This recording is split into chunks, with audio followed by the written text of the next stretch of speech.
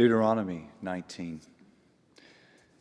When the Lord your God has destroyed the nations whose land he is giving you, and when you have driven them out and settled them in their towns, and settled in their towns and their houses, then set aside for yourselves 3 cities in the land the Lord your God is giving you to possess. Determine the distances involved and divide into 3 parts the land the Lord your God is giving you as an inheritance, so that a person who kills someone may flee for refuge to one of these cities. This is the rule concerning anyone who kills a person and flees there for safety. Anyone who kills a neighbor unintentionally without malice aforethought. For instance, a man may go into the forest with his neighbor to cut wood, and as he swings his axe to fell a tree, the head may fly off and hit his neighbor and kill him. That man may flee to one of these cities and save his life. Otherwise, the avenger of blood might pursue him in a rage, overtake him if the distance is too great, and kill him, even though he is not deserving of death, since he did it to his neighbor without malice aforethought. This is why I command you to set aside for yourselves 3 cities. If the Lord your God enlarges your territory, as he promised on oath to your ancestors, and gives you the whole land he promised them, because you carefully follow all these laws I command you today, to love the Lord your God, and to walk always in obedience to him, then you are to set aside 3 more cities. Do this so that innocent blood will not be shed in your land, which the Lord your God is giving you as your inheritance, and so that you will not be guilty of bloodshed. But if out of hate someone lies in wait, assaults and kills a neighbor, and then flees to one of these cities, the killer shall be sent for by the town elders, be brought back from the city, and be handed over to the avenger of blood to die. Show no pity. You must purge from Israel the guilt of shedding innocent blood, so that it may go well with you. Do not move your neighbor's boundary stone set up by your predecessors in the inheritance you receive in the land the Lord your God is giving you to possess. One witness is not enough to convict anyone accused of any crime or offense they may have committed. A matter must be established by the testimony of 2 or 3 witnesses. If a malicious witness takes the stand to accuse someone of a crime, the 2 people involved in the dispute must stand in the presence of the Lord before the priests and the judges who are in office at the time. The judges must make a thorough investigation, and if the witness proves to be a liar, giving false testimony against a fellow Israelite, then do to the false witness as that witness intended to do to the other party. You must purge the evil from among you. The rest of the people will hear of this and be afraid, and never again will such an evil thing be done among you. Show no pity. Life for life, eye for eye, tooth for tooth, hand for hand, foot for foot. Deuteronomy chapter 20. When you go to war against your enemies and see horses and chariots and an army greater than yours, do not be afraid of them, because the Lord your God who brought you up out of Egypt will be with you. When you are about to go into battle, the priest shall come forward and address the army. He shall say, "Hear, Israel, today you are going into battle against your enemies. Do not be faint-hearted or afraid. Do not panic or be terrified by them, for the Lord your God is the one who goes with you to fight for you against your enemies, to give you victory." The officers shall say to the army, "Has anyone built a new house and not yet begun to live in it? Let him go home, or he may die in battle and someone else may begin to live in it. Has anyone planted a vineyard and not begun to enjoy it? Let him go home, or he may die in battle and someone else enjoy it. Has anyone become pledged to a woman and not married her? Let him go home, or he may die in battle and someone else marry her." Then the officers shall add, "Is anyone afraid or faint-hearted? Let him go home, so that his fellow soldiers will not become disheartened too." When the officers have finished speaking to the army, they shall appoint commanders over it. When you march up to attack a city, make its people an offer of peace. If they accept and open their gates, all the people in it shall be subject to forced labor and shall work for you. If they refuse to make peace and they engage you in battle, lay siege to that city. When the Lord your God delivers it into your hand, put to the sword all the men in it. As for the women, the children, the livestock, and everything else in the city, you may take these as plunder for yourselves. And you may use the plunder the Lord your God gives you from your enemies. This is how you are to treat all the cities that are at a distance from you and do not belong to the nations nearby. However, in the cities of the nations the Lord your God is giving you as an inheritance, do not leave alive anything that breathes. Completely destroy them, the Hittites, the Amorites, Canaanites, Perizzites, Hivites, and Jebusites, as the Lord your God has commanded you. Otherwise, they will teach you to follow all the detestable things they do in worshiping their gods, and you will sin against the Lord your God. When you lay siege to a city for a long time, fighting against it to capture it, do not destroy its trees by putting an axe to them, because you can eat their fruit. Do not cut them down. Are the trees people, that you should besiege them? However, you may cut down trees that you know are not fruit trees, and use them to build siege works until the city at war with you falls. Deuteronomy 21. If someone is found slain, lying in a field in the land the Lord your God is giving you to possess, and it is not known who the killer was, your elders and judges shall go out and measure the distance from the body to the neighboring towns.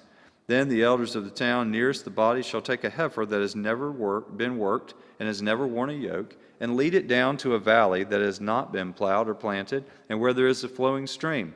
There in the valley they are to break the heifer's neck.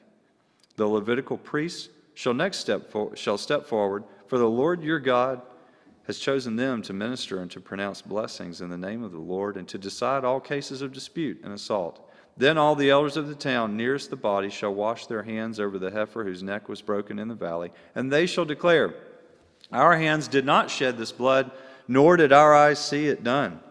Accept this atonement for your people Israel, whom you have redeemed, Lord, and do not hold your people guilty of the blood of an innocent person. Then the bloodshed will be atoned for, and you will have purged from yourselves the guilt of shedding innocent blood, since you have done what is right in the eyes of the Lord. When you go to war against your enemies, and the Lord your God delivers them into your hands, and you take captives, if you notice among the captives a beautiful woman, and are attracted to her, you may take her as your wife. Bring her into your home and have her shave her head, trim her nails, and put aside the clothes she was wearing when captured. After she has lived in your house and mourned her father and mother for a full month, then you may go to her and be your husband, and she shall be your wife. If you are not pleased with her, let her go wherever she wishes. You must not sell her or treat her as a slave, since you have dishonored her. If a man has two wives, and he loves one but not the other, and both bear him sons, but the firstborn is the son of the wife he does not love, when he wills his property to his sons, he must not give the rights of the firstborn to the son of the wife he loves, in preference to his actual firstborn, the son of the wife he does not love. He must acknowledge the son of his unloved wife as the firstborn, by giving him a double share of all he has. That son is the first sign of his father's strength. The right of the firstborn belongs to him. If someone has a stubborn and rebellious son who does not obey his father and mother and will not listen to them when they discipline him, his father and mother shall take hold of him and bring him to the elders at the gate of his town. They shall say to the elders, this son of ours is stubborn and rebellious. He will not obey us. He is a glutton and a drunkard. Then all the people of the town are to purge him or to stone him to death. You must purge the evil from among you. All Israel will hear of it and be afraid. If someone guilty of a capital offense is put to death and their body is exposed on a pole, you must not leave the body hanging on the pole overnight. Be sure to bury it that same day, because anyone who is hung on a pole is under God's curse.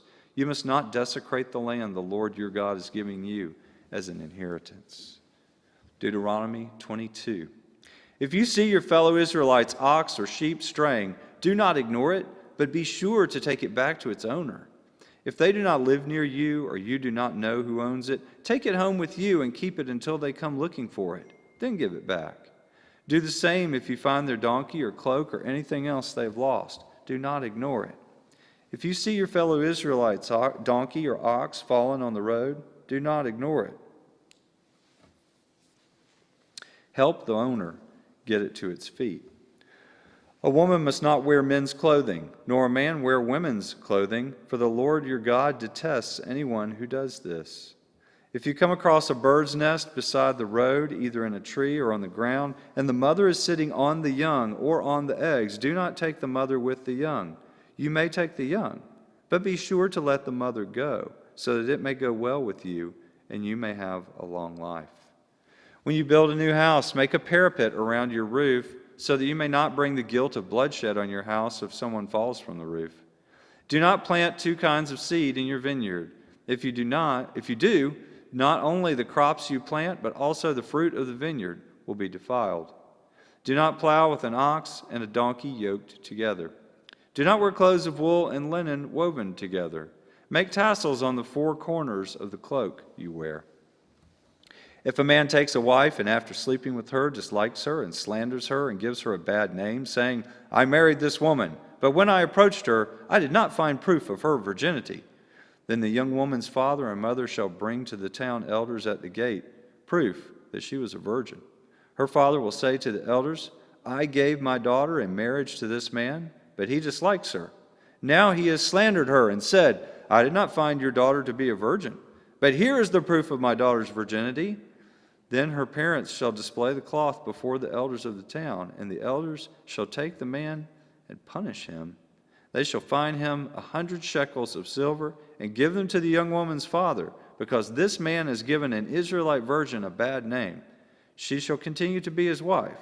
He must not divorce her as long as he lives. If, however, the charge is true, and no proof of the young woman's virginity can be found, she shall be brought to the door of her father's house, and there the men of the town shall stone her to death. She has done an outrageous thing in Israel by being promiscuous while still in her father's house. You must purge the evil from among you. If a man is found sleeping with another man's wife, both the man who slept with her and the woman must die. You must purge the evil from Israel. If a man happens to meet in a town a virgin pledged to be married, and he sleeps with her, you shall take both of them to the gate of that town and stone them to death. The young woman, because she was in town and did not scream for help, and the man, because he violated another man's wife. You must purge the evil from among you. But if out in the country a man happens to meet a young woman pledged to be married and rapes her, only the man who has done this shall die. Do nothing to the woman. She has committed no sin deserving death. This case is like that of someone who attacks and murders a neighbor. For the man found the young woman out in the country, and though the betrothed woman screamed, there was no one to rescue her. If a man happens to meet a virgin who is not pledged to be married and rapes her, and they are discovered, he shall pay her father 50 shekels of silver. He must marry the young woman, for he has violated her. He can never divorce her as long as he lives. A man is not to marry his father's wife. He must not dishonor his father's bed. Deuteronomy 23. No one who has been emasculated by crushing or cutting may enter the assembly of the Lord. No one born of a forbidden marriage, nor any of their descendants, may enter the assembly of the Lord, not even in the 10th generation. No Ammonite or Moabite or any of their descendants may enter the assembly of the Lord, not even in the 10th generation. For they did not come to meet you with bread and water on your way when you came out of Egypt. And they hired Balaam, son of Beor, from Pethor in Aram Naharaim, to pronounce a curse on you. However, the Lord your God would not listen to Balaam, but turned the curse into a blessing for you, because the Lord your God loves you. Do not seek a treaty of friendship with them as long as you live. Do not despise an Edomite, for the Edomites are related to you. Do not despise an Egyptian, because you resided as foreigners in their country. The third generation of children born to them may enter the assembly of the Lord. When you are encamped against your when you are camped against your enemies, keep away from everything impure. If one of your men is unclean because of a nocturnal emission, he is to go outside the camp and stay there. But as evening approaches, he is to wash himself, and at sunset he may return to the camp. Designate a place outside the camp where you can go to relieve yourself. As part of your equipment, have something to dig with, and when you relieve yourself, dig a hole and cover up your excrement. For the Lord your God moves about in your camp to protect you and to deliver your enemies to you. Your camp must be holy, so that he will not see among you anything indecent and turn away from you. If a slave has taken refuge with you, do not hand them over to their master. Let them live among you wherever they like and in whatever town they choose. Do not oppress them. No Israelite man or woman is to become a shrine prostitute. You must not bring the earnings of a female prostitute or of a male prostitute into the house of the Lord your God to pay any vow, because the Lord your God detests them both. Do not charge a fellow Israelite interest, whether on money or food or anything else that may earn interest. You may charge a foreigner interest, but not a fellow Israelite, so that the Lord your God may bless you in everything you put your hand to in the land you are entering to possess. If you make a vow to the Lord your God, do not be slow to pay it, for the Lord your God will certainly demand it of you, and you will be guilty of sin. But if you refrain from making a vow, you will not be guilty. Whatever your lips utter, you must be sure to do, because you made your vow freely to the Lord your God with your own mouth. If you enter your neighbor's vineyard, you may eat all the grapes you want, but do not put any in your basket. If you enter your neighbor's grain field, you may pick kernels with your hands, but you must not put a sickle to their standing grain. Deuteronomy 24. If a man marries a woman who becomes displeasing to him because he finds something indecent about her, and he writes her a certificate of divorce, gives it to her, and sends her from his house, and if after she leaves his house she becomes the wife of another man, and her second husband dislikes her and writes her a certificate of divorce, gives it to her, and sends her from his house, or if he dies, then her first husband who divorced her is not allowed to marry her again after she has been defiled. That would be detestable in the eyes of the Lord. Do not bring sin upon the land the Lord your God is giving you as an inheritance. If a man has recently married, he must not be sent to war or have any other duty laid on him. For 1 year he is to be free to stay at home and bring happiness to the wife he has married. Do not take a pair of millstones, not even the upper one, as security for a debt, because that would be taking a person's livelihood as security. If someone is caught kidnapping a fellow Israelite and treating or selling them as a slave, the kidnapper must die. You must purge the evil from among you. In cases of defiling skin diseases, be very careful to do exactly as the Levitical priest instructs you. You must follow carefully what I've commanded them. Remember what the Lord your God did to Miriam along the way after you came out of Egypt.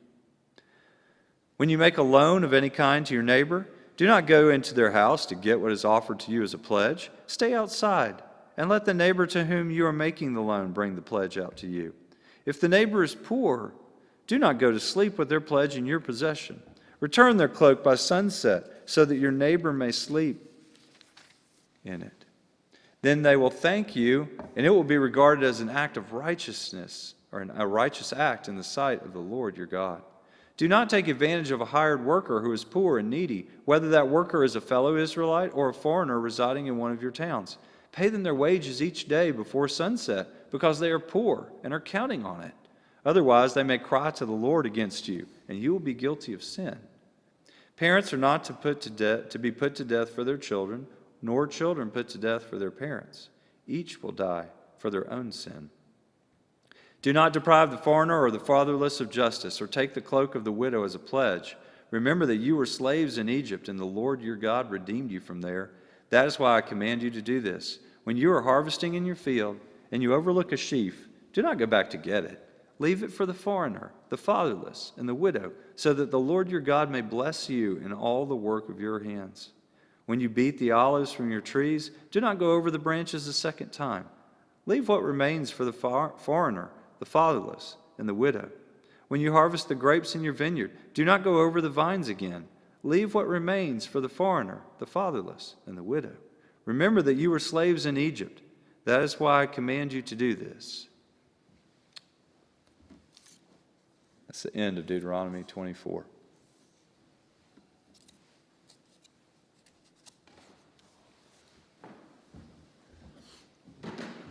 Deuteronomy 25. When people have dispute, they are to take it to court, and the judges will decide the case, acquitting the innocent and condemning the guilty.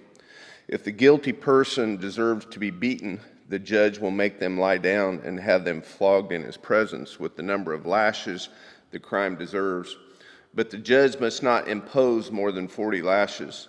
If the guilty party is flogged more than that, your fellow Israelite will be degraded in your eyes. Do not muzzle an ox while it is treading out the grain. If brothers are living together and one of them dies without a son, his widow must not marry outside the family.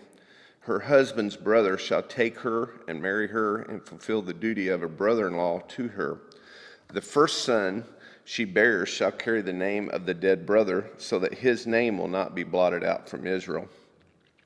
However, if a man does not want to marry his brother's wife, she shall go to the elders of the town gate and say, "My husband's brother refuses to carry on his brother's name in Israel. He will not fulfill the duty of brother-in-law to me." Then the elders of his town shall summon him and talk to him. If he persists in saying, "I do not want to marry her," his brother's widow shall go up to him in the presence of the elders, take off one of his sandals, spit in his face, and say, "This is what is done to a man who will not build up his brother's family line." That man's line shall be known in Israel as the family of the unsandaled. If two men are fighting and the wife of one of them comes to rescue her husband from his assailant and she reaches out and seizes him by the private parts, you shall cut off her hand, show her no pity. Do not have two differing weights in your bag, one heavy, one light. Do not have two differing measures in your house, one large, one small. You must have accurate and honest weights and measures, so that you may live long in the land the Lord your God is giving you. For the Lord your God detests anyone who does these things, anyone who deals dishonestly.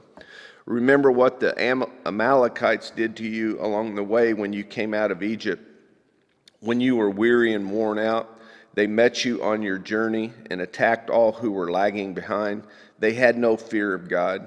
When the Lord your God gives you rest from all your enemies around you in the land he is giving you to possess as an inheritance, you shall blot out the name of Amalek and from under heaven. Do not forget. Deuteronomy 26. When you have entered the land of the Lord your God is giving you as an inheritance and have taken possession of it and settled in it, take some of the first fruits of all that you produce from the soil of the land of the Lord your God is giving you and put them in a basket. Then go to the place the Lord your God will choose as a dwelling for his name, and say to the priest in office at the time, "I declare today to the Lord your God that I have come to the land the Lord swore to our ancestors to give us." The priest shall take the basket from your hands and set it down in front of the altar of the Lord your God. Then you shall declare before the Lord your God, "My father was a wandering Armenian, and he went down into Egypt with few people and lived there and became a great nation, powerful and numerous. But the Egyptians mistreated us and made us suffer, subjecting us to harsh labor. Then we cried out to the Lord, the God of our ancestors, and the Lord heard our voice and saw our misery, toil, and oppression. So the Lord brought us out of Egypt with a mighty hand and an outstretched arm, with great terror and with great signs and wonders. He brought us to this place and gave us this land, a land flowing with milk and honey. And now I bring the first fruits of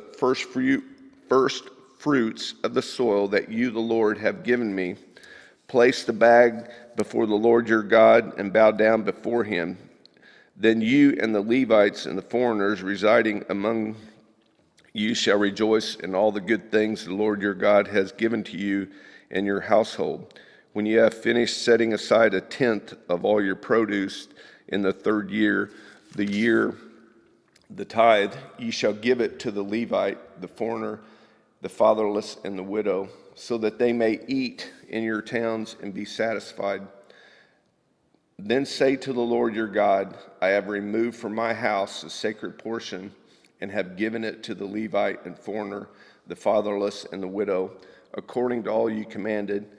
I have not turned aside from your commands, nor have I forgotten any of them. I have not eaten any of the sacred portion while I was in mourning, nor have I removed any of it while I was unclean, nor have I offered any of it to the dead. I have obeyed the Lord my God. I have done everything you commanded me. Look down from heaven, your holy dwelling place, and bless your people Israel. the land you have given us, as you promised on oath to our ancestors, a land flowing with milk and honey. The Lord your God commands you this day to follow these decrees and laws, carefully observe them with all your heart and with all your soul. You have declared this day that the Lord is your God, and that you will walk in obedience to him, that you will keep his decrees, commands, and laws, that you will listen to him.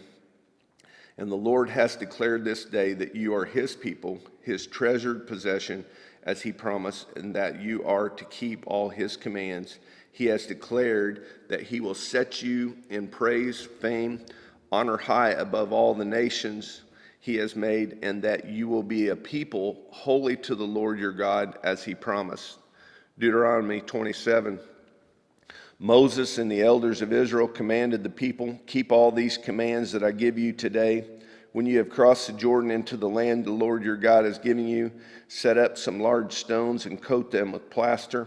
Write on them all the words of this law. When you have crossed over, enter into the land the Lord your God has given you, a land flowing with milk and honey, just as the Lord, the God of your ancestors, promised you. And when you have crossed the Jordan, set up these stones on Mount Ebal, as I command you today, and coat them with plaster. Build there an altar to the Lord your God, an altar of stones. Do not use any iron tool on them. Build the altar of the Lord your God with the field stones, and offer burnt offerings on it to the Lord your God. Sacrifice fellowship offerings there, eating them and rejoicing in the presence of the Lord your God. And you shall write very clearly on the words of this law on these stones you have set up. Then Moses and the Levitical priests said to all Israel, be silent, Israel, and listen. You have now become the people of the Lord your God. Obey the Lord your God and follow his commands and decrees that I give you today. On the same day, Moses commanded the people, when you have crossed the Jordan, these tribes shall stand on Mount Gerizim to bless the people: Simeon, Levi, Judah, Issachar, Joseph, and Benjamin. And these tribes shall stand on Mount Ebal to produce curses: Reuben, Gad, Asher, Zebulun, Dan, and Naphtali. The Levites shall recite to all the people of Israel in a loud voice. Cursed is anyone who makes an idol, a thing detestable to the Lord, the work of skilled hands, and set it up in secret. Then all the people shall say, Amen. Cursed is anyone who dishonors their father or mother. Then all the people shall say, Amen. Cursed is anyone who moves their neighbor's boundary stone. Then all the people shall say, Amen.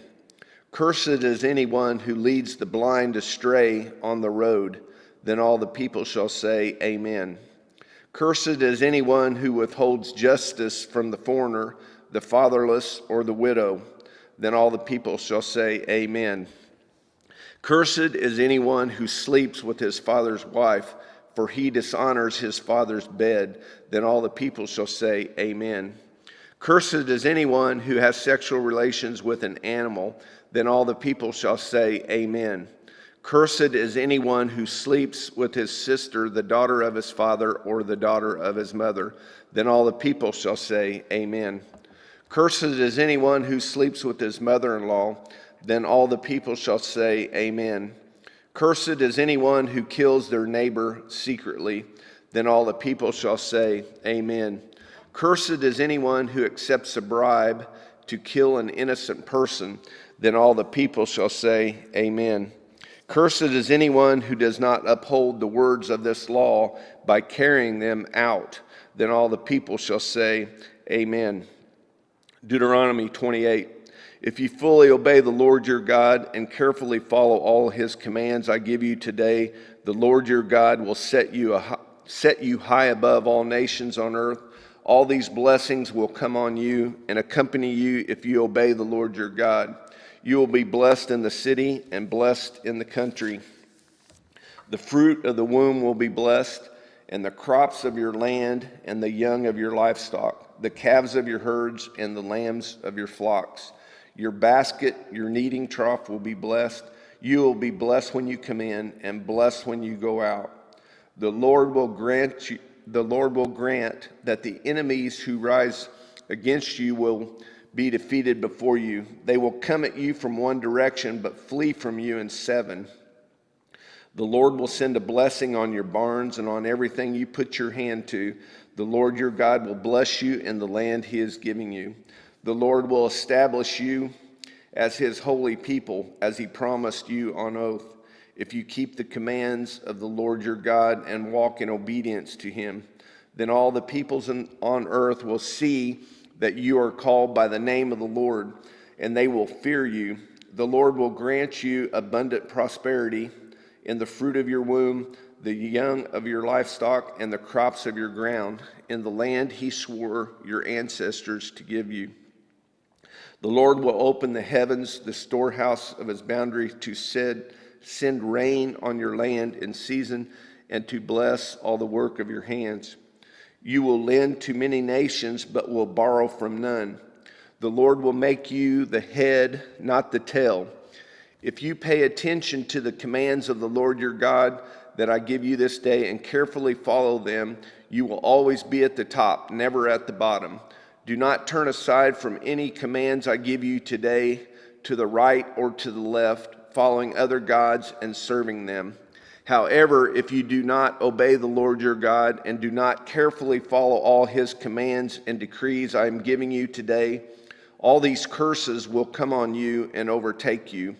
You will be cursed in the city and cursed in the country. Your basket and your kneading trough will be cursed. The fruit of your womb will be cursed. The crops of your land, the calves of your herds, and the lambs of your flocks. You will be cursed when you come in and cursed when you go out. The Lord will send on you curses, confusion, rebuke in everything you put your hand to, until you are destroyed and come to sudden ruin because of the evil you have done in forsaking him. The Lord will plague you with diseases until he has destroyed you from the land you are entering to possess. The Lord will strike you with the wasting disease, with fever and inflammation, with scorching heat and drought, with blight and mildew, which will plague you until you perish. The sky over your head will be bronze, the ground beneath you iron. The Lord will turn the rain of your country into dust and powder. It will come down from the skies until you are destroyed. The Lord will cause you to be defeated before your enemies. You will come at him from one direction, but flee from them in seven. You will become a thing of horror to all the kingdoms on earth. Your carcasses will be food for all the birds and the wild animals, and there will be no one to frighten them away. The Lord will afflict you with the boils of Egypt and with tumors, festering sores, and the itch from which you cannot be cured. The Lord will afflict you with madness and blindness and confusion of mind. At midday you will grope about like a blind person in the dark. You will be unsuccessful in everything you do. Day after day you will be oppressed and robbed with no one to rescue you. You will be pledged to be married to a woman, but another will take her and rape her. You will build a house, but you will not live in it. You will plant a vineyard, but you will not even begin to enjoy its fruit. Your ox will be slaughtered before your eyes, but you will eat none of it. Your donkey will be forcibly taken from you and will not be returned. Your sheep will be given to your enemies, and no one will rescue them. Your sons and daughters will be given to another nation, and you will wear out your eyes watching for them day after day, powerless to lift a hand. A people that you do not know will eat what your land and labor produce, and you will have nothing but cruel oppression all your days. The sights you see will drive you mad. The Lord will afflict your knees and legs with painful boils that cannot be cured, spreading from the soles of your feet to the top of your head. The Lord will drive you and the king you set over you to nations unknown to you and your ancestors. There you will worship other gods, gods of wood and stone. You will become a thing of horror, a byword, and an object of ridicule among all the peoples where the Lord will drive you. You will sow much seed in the field, but you will harvest little, because locusts will devour it. You will plant vineyards and cultivate them, but you will not drink the wine or gather the grapes, because worms will eat them. You will have olive trees throughout your country, but you will not use the oil, because the oil will drop off. You will have sons and daughters, but you will not keep them, because they will go into captivity. Swarms of locusts will take over your trees and the crops of your land. The foreigners who reside among you will rise above you and higher, but you will sink lower and lower. They will lend to you, but you will not lend to them. They will be the head, but you will be the tail. All these curses will come on you. They will pursue you and overtake you until you are destroyed, because you did not obey the Lord your God and observe the commands and decrees he gave you. They will be a sign and a wonder to you and your descendants forever, because you did not deserve the Lord your God joyfully and gladly in the time of prosperity. Therefore, in hunger and thirst, in nakedness and dire poverty, you will serve the enemies of the Lord's sins against you. He will put an iron yoke on your neck until he has destroyed you. The Lord will bring a nation against you from far away, from the ends of the earth, like an eagle swooping down, a nation whose language you will not understand, a fierce-looking nation without respect for the old or pity for the young. They will devour the young of your livestock and the crops of your land until you are destroyed. They will leave you no grain, new wine, or olive oil, nor any calves of your herds or lambs of your flocks until you are ruined. They will lay siege to all the cities throughout your land until the high fortified walls in which you trust fall down.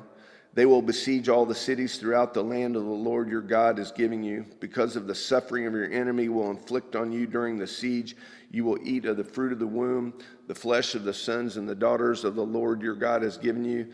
Even the most gentle and sensitive man among you will have no compassion on his brother or his wife he loves or his surviving children.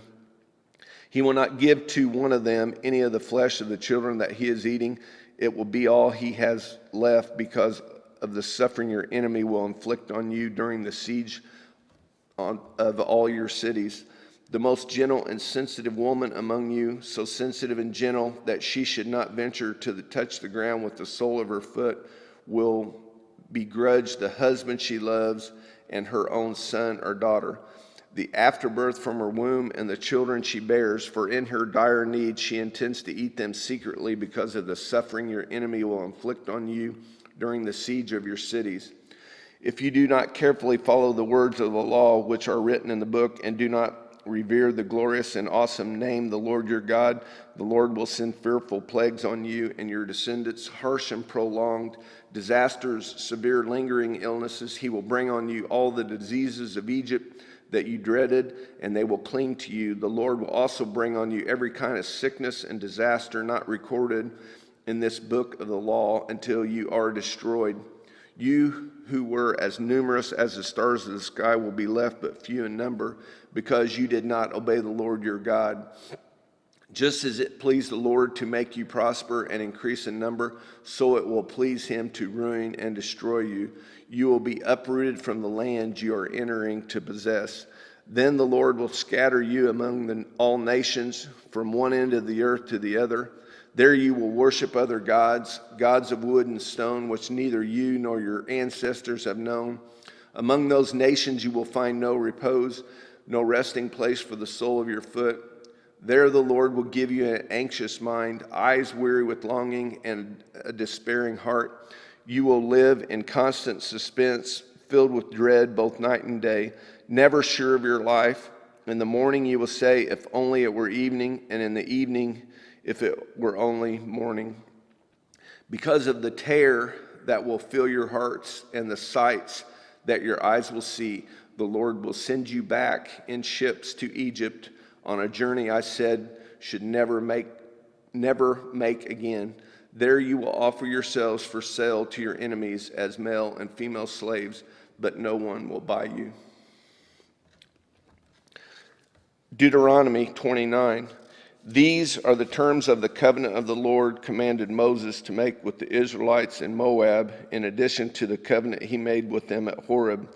Moses summoned all the Israelites and said to them, "Your eyes have seen all that the Lord did in Egypt to Pharaoh, to all his officials, and to all his land. With your own eyes you saw those great trials, those signs and great wonders. But to this day the Lord has not given you a mind that understands, or eyes that see, or ears that hear. Yet the Lord says, during the 40 years that I led you through the wilderness, your clothes did not wear out, nor did the sandals on your feet. You ate no bread and drank no wine or other fermented drink. I did this so that you might know that I am the Lord your God. When you reach this place, Sihon, king of Heshbon, and Og, king of Bashan, came out of the fight against us, but we defeated them. We took their land and gave it an inheritance to the Reubenites, the Gadites, and the half-tribe of Manasseh. Carefully follow the terms of this covenant so that you may prosper in everything you do. All of you are standing today in the presence of the Lord your God, your leaders and chief men, your elders and officials, and all the other men of Israel, together with your children and your wives and the foreigners living in your camps who chop your wood and carry your water. You're standing here in order to enter into a covenant with the Lord your God, a covenant the Lord is making with you this day and sealing with an oath to confirm you this day, all his people, that he may be your God as he promised you and as he swore to your fathers Abraham, Isaac, and Jacob. I am making this covenant with you with its oath, not only with you who are standing here with us today in the presence of the Lord our God, but also with those who are not here today. You yourselves know how we lived in Egypt and how we passed through the countries on the way here. You saw among them their detestable images and idols of wood and stone, of silver and gold. Make sure there is no man or woman, clan or tribe among you today whose heart turns away from the Lord our God to go and worship the gods of those nations. Make sure there is no root among you that produces such bitter poison. When such a person hears the word of the oath and they invoke a blessing on themselves, thinking, I will be safe, and even though I persist in going my way, they will bring disaster on their watered land as well as dry. The Lord will never be willing to forgive them. His wrath and zeal will burn against them. All the curses written in this book will fall on them, and the Lord will blot out their names from under heaven. The Lord will single them out from all the tribes of Israel for disaster, according to all the curses of the covenant in the book of the law. Your children who follow you in the later generation and foreigners who come from distant land will see the calamities that have fallen on the land and the diseases with which the Lord has afflicted it. The whole land will be a burning waste of salt and sulfur. Nothing planted, nothing sprouting, no vegetation growing on it. It will be like destruction of Sodom and Gomorrah, Admah and Zeboim, which the Lord overthrew in fierce anger. All the nations will ask, why has the Lord done this to the land? Why is this fierce burning anger? And the answer will be, it is because the people abandoned the covenant of the Lord, the God of their ancestors, the covenant he made with them when he brought them out of Egypt. They went off and worshipped other gods and bowed down to them, gods they did not know, gods he had not given them. Therefore the Lord's anger burned against the land, so that he brought on it all the curses written in the book. In furious anger and great wrath, the Lord uprooted them from their land and thrust them into another land as it is now. The secret things belong to the Lord our God, but the things revealed belong to us and to our children forever, that we may follow all the words of this law.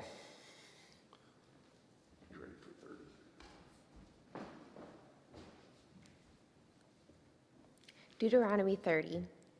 When all these blessings and curses I have set before you come on you, and you take them to heart wherever the Lord your God disperses you among the nations, and when you and your children return to the Lord and obey him with all your heart and with all your soul according to everything I command you today, then the Lord your God will restore your fortunes and have compassion on you and gather you again from all the nations where he scattered you, even if you have been banished to the most distant land under the heavens.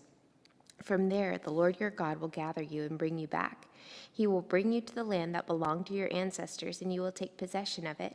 He will make you more prosperous and numerous than your ancestors. The Lord your God will circumcise your hearts and the hearts of your descendants, so that you may love him with all your heart and with all your soul and live. The Lord your God will put all these curses on your enemies who hate and persecute you. You will again obey the Lord and follow all his commands I am giving you today. Then the Lord your God will make you the most prosperous in all the work of your hands and in the fruit of your womb, the young of your livestock and the crops of your land. The Lord will again delight in you and make you prosperous, just as he delighted in your ancestors, if you obey the Lord your God and keep his commands and decrees that are written in this book of the law, and turn to the Lord with your God with all your heart and with all your soul. Now what I am commanding you today is not too difficult for you or beyond your reach. It is not up in heaven so that you have to ask, who will ascend into heaven to get it and proclaim it to us so we may obey it? Nor is it beyond the sea so that you have to ask, who will cross the sea to get it and proclaim it to us so we may obey it? No, the word is very near you. It is in your mouth and in your heart so you may obey it. See, I set before you today life and prosperity, death and destruction. For I command you today to love the Lord your God, to walk in obedience to him, and to keep his commands, decrees, and laws. Then you will live and increase, and the Lord your God will bless you in the land you are entering to possess. But if your heart turns away and you are not obedient, and if you are drawn away to bow down to other gods and worship them, I declare to you this day that you will certainly be destroyed. You will not live long in the land you are crossing the Jordan to enter and possess. This day I call the heavens and earth as witnesses against you, that I have set before you life and death, blessings and curses. Now choose life so that you and your children may live, and that you may love the Lord your God. Listen to his voice and hold fast to him, for the Lord is your life, and he will give you many years in the land he swore to give to your fathers, Abraham, Isaac, and Jacob. Deuteronomy 31. Then Moses went out and spoke these words to all Israel. I am now 120 years old, and I am no longer able to lead you. The Lord has said to me, you shall not cross the Jordan. The Lord your God himself will cross over ahead of you. He will destroy these nations before you, and you will take possession of their land. Joshua also will cross over ahead of you, as the Lord said. And the Lord will do to them what he did to Sihon and Og, the kings of the Amorites, whom he destroyed along their land. The Lord will deliver them to you, and you must do to them all that I have commanded you. Be strong and courageous. Do not be terrified or afraid because of them, for the Lord your God goes with you. He will never leave you nor forsake you. Then Moses summoned Joshua and said to him in the presence of all Israel, be strong and courageous, for you must go with this people into the land that the Lord swore to their ancestors to give them, and you must divide it among them as their inheritance. The Lord himself goes before you and will be with you. He will never leave you nor forsake you. Do not be afraid. Do not be discouraged. So Moses wrote down this law and gave it to the Levitical priests who carried the ark of the covenant of the Lord, and to all the elders of Israel. Then Moses commanded them, at the end of every 7 years, in the year for canceling debts, during the festival of tabernacles, when all Israel comes to appear before the Lord your God at the place he will choose, you shall read this law before them in their hearing. Assemble the people, men, women, and children, and foreigners residing in your towns, so they can listen and learn to fear the Lord your God and follow carefully all the words of his law. Their children who do not know this law must hear it and learn to fear the Lord your God as long as you live in the land you are crossing the Jordan to possess. The Lord said to Moses, now the day of your death is near. Call Joshua and present yourselves at the tent of meeting where I will commission him. So Moses and Joshua came and presented themselves at the tent of meeting. Then the Lord appeared at the tent in a pillar of cloud, and the cloud stood over the entrance to the tent. And the Lord said to Moses, you are going to rest with your ancestors, and these people will soon prostitute themselves to foreign gods of the land they are entering. They will forsake me and break the covenant I made with them, and in that day I will become angry with them and forsake them. I will hide my face from them, and they will be destroyed. Many disasters and calamities will come on them, and in that day they will ask, have not these disasters come on us because our God is not with us? And I will certainly hide my face in that day because of all their wickedness in turning to other gods. Now write down this song and teach it to the Israelites and have them sing it, so that it may be a witness for me against them. When I have brought them into the land flowing with milk and honey, the land I promised on oath to their ancestors, and when they eat their fill and thrive, they will turn to other gods and worship them, rejecting me and breaking my covenant. And when many disasters and calamities come on them, this song will testify against them, because it will not be forgotten by their descendants. I know what they are disposed to do, even before I bring them into the land I promised them on oath. So Moses wrote down this song that day and taught it to the Israelites. The Lord gave this command to Joshua, son of Nun: Be strong and courageous, for you will bring the Israelites into the land I promised them on oath, and I myself will be with you. After Moses finished writing in a book the words of this law from beginning to end, he gave this command to the Levites who carried the ark of the covenant of the Lord. Take this book of the law and place it beside the ark of the covenant of the Lord your God. There it will remain as a witness against you, for I know how rebellious and stiff-necked you are. I have been rebellious against the Lord while I am still alive and with you. How much more will you rebel after I die? Assemble before me all the elders of your tribes and all your officials, so that I can speak these words in their hearing and call the heavens and the earth to testify against them. For I know that after my death you are sure to become utterly corrupt and to turn from the way I have commanded you. In days to come, disaster will fall on you because you will do evil in the sight of the Lord and arouse his anger by what your hands have made. The Song of Moses, Deuteronomy 32. And Moses recited the words of this song from beginning to end in the hearing of the whole assembly of Israel. Listen, you heavens, and I will speak. Hear, earth, the words of my mouth. Let my teaching fall like rain and my words descend like dew, like showers on new grass, like abundant rain on tender plants. I will proclaim the name of the Lord. O praise the greatness of our God. He is the rock, his works are perfect, and all his ways are just. A faithful God who does no wrong, upright and just is he. They are corrupt and not his children. To their shame they are a warped and crooked generation. Is this the way you repay the Lord, you foolish and unwise people? Is he not your Father, your Creator, who made you and formed you? Remember the days of old, consider the generations long past. Ask your father, and he will tell you, your elders, and they will explain to you. When the Most High gave the nations their inheritance, when he divided all mankind, he set up boundaries for the peoples according to the number of the sons of Israel. For the Lord's portion is his people, Jacob his allotted inheritance. In a desert land he found him, in a barren wasteland, in a barren and howling waste. He shielded him and cared for him. He guarded him as the apple of his eye, like an eagle that stirs up its nest and hovers over its young, that spreads its wings to catch them and carries them aloft. The Lord alone led him. No foreign god was with him. He made him ride on the heights of the land and fed him with the fruit of the fields. He nourished him with honey from the rock, with oil from the flinty crag, with curds and milk from herd and flock, and with fattened lambs and goats, with choice rams of Bashan, and the finest kernels of wheat. You drank the foaming blood of the grape. Jeshurun grew fat and kicked. Filled with food, they became heavy and sleek. They abandoned the God who made them and rejected the rock, their Savior. They made him jealous with their foreign gods and angered him with their detestable idols. They sacrificed to false gods which are not God, gods they had not known, gods that recently appeared, gods your ancestors did not fear. You deserted the rock who fathered you. You forgot the God who gave you birth. The Lord saw this and rejected them because he was angered by his sons and daughters. I will hide my face from them, he said, and see what their end will be, for they are a perverse generation, children who are unfaithful. They made me jealous by what is no God and angered me with their worthless idols. I will make them envious by those who are not a people. I will make them angry by a nation that has no understanding. For a fire will be kindled by my wrath, one that burns down to the realm of the dead below. It will devour the earth and its harvests, and set afire the foundations of the mountains. I will heap calamities on them and spend my arrows against them. I will send wasting famine against them, consuming pestilence and deadly plague. I will send against them the fangs of wild beasts, the venom of vipers that glide in the dust. In the street the sword will make them childless. In their homes terror will reign. The young men and young women will perish, the infants and those with gray hair. I said I would scatter them and erase their name from human memory, but I dreaded the taunt of the enemy, lest the adversary misunderstand and say our hand has triumphed. The Lord has not done all this. They are a nation without sense. There is no discernment in them. If only they were wise and would understand and discern what their end will be.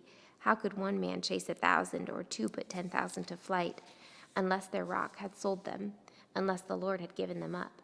For their rock is not like our rock, as even our enemies concede. Their vine comes from the vine of Sodom and from the fields of Gomorrah. Their grapes are filled with poison and their clusters with bitterness. Their wine is the venom of serpents, the deadly poison of cobras. Have I not kept this in reserve and sealed it in my vaults? It is mine to avenge. I will repay. In due time their foot will slip. Their day of disaster is near, and their doom rushes upon them. The Lord will vindicate his people and relent concerning his servants when he sees their strength is gone and no one is left, slave or free.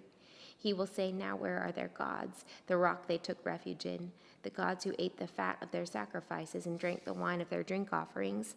Let them rise up to help you. Let them give you shelter. See now that I myself am he. There is no God besides me. I put to death and I bring to life. I have wounded and I will heal, and no one can deliver out of my hand.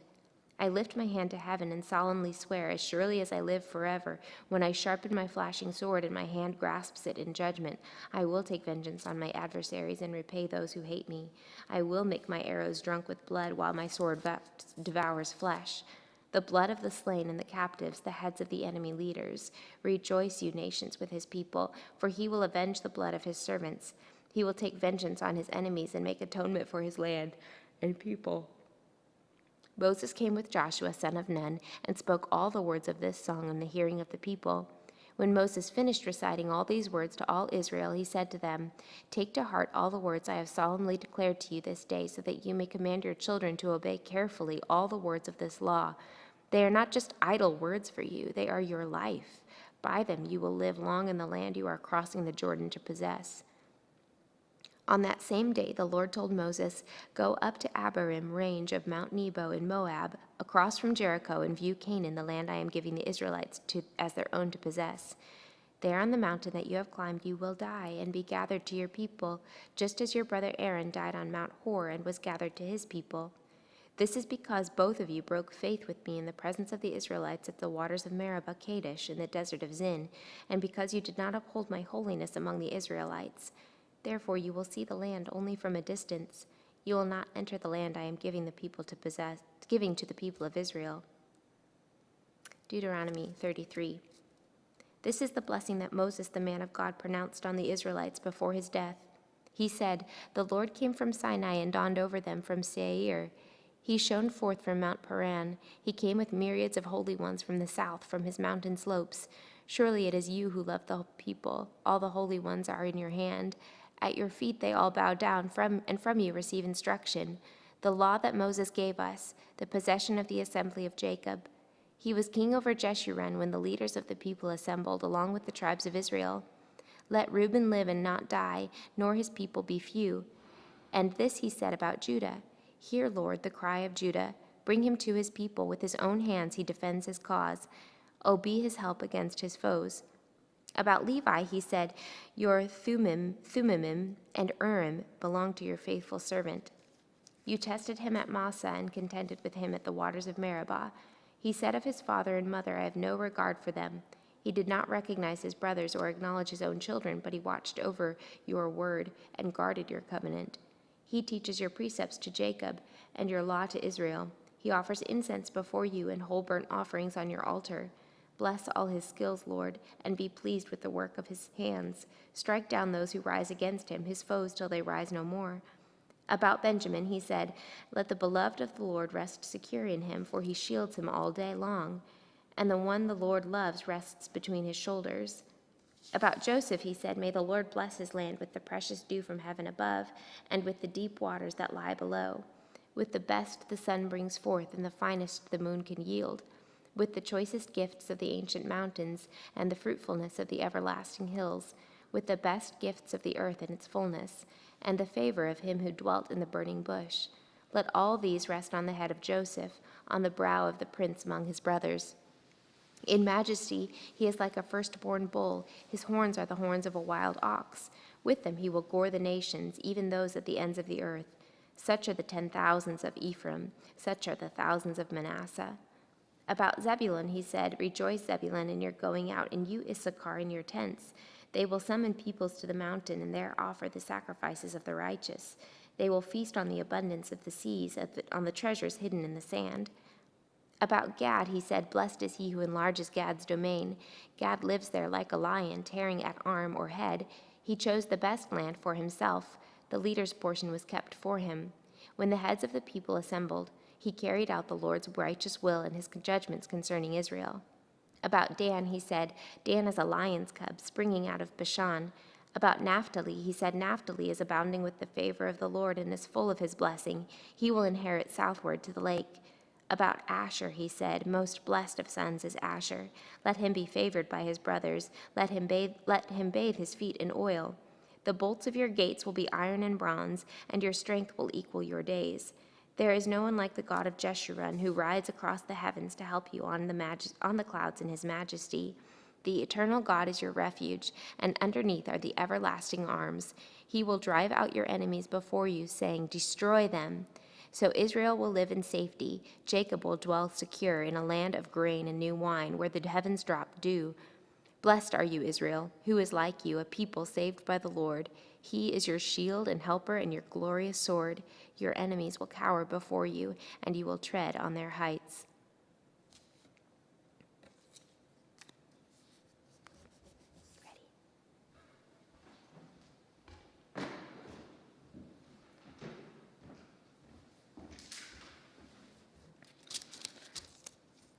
Then Moses climbed Mount Nebo from the plains of Moab to the top of Pisgah across Jericho.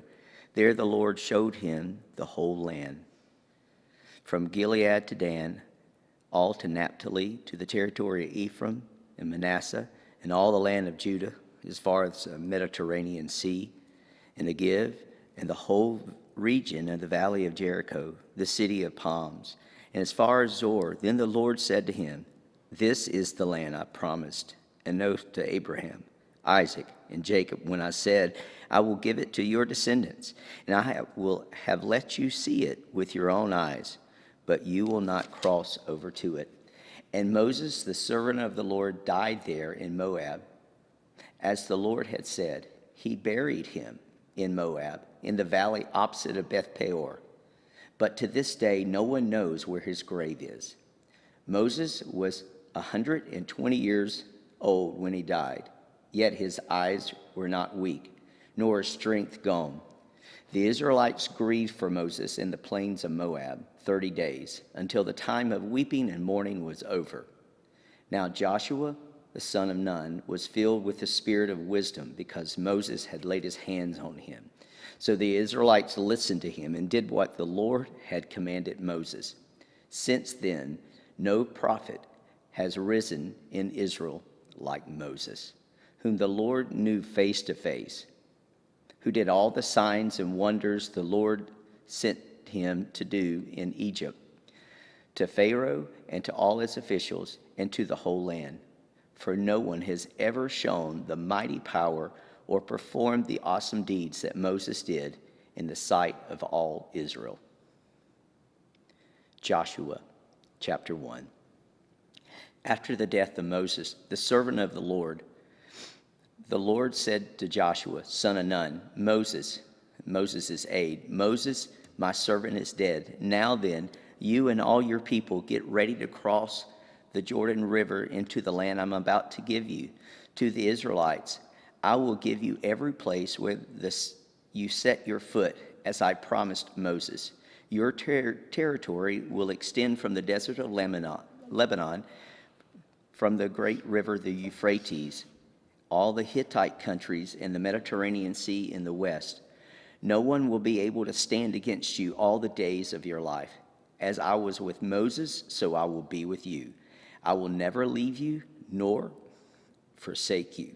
Be strong and courageous, because you will lead these people to an inheritance, the land I swore to their ancestors to give them.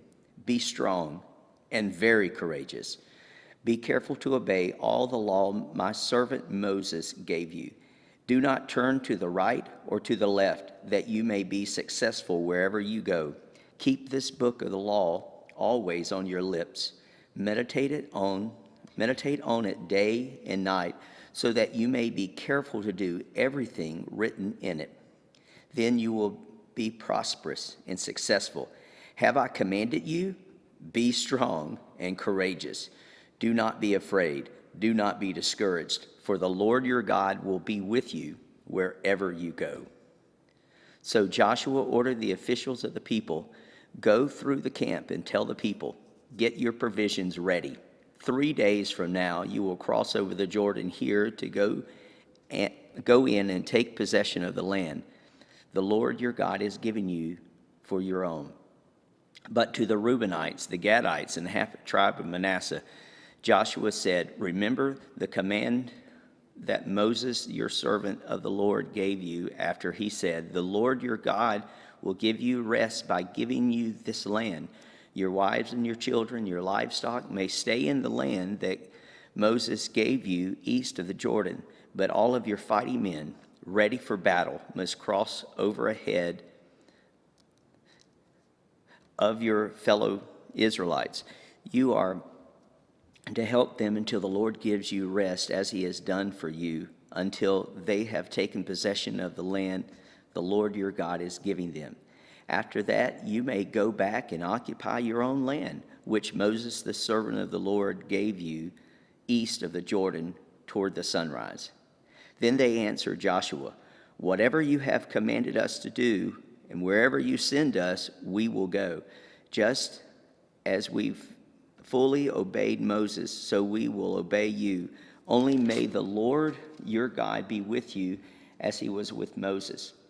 Whoever rebels against your word and does not obey it, whatever you command them, will be put to death. Only be strong and courageous.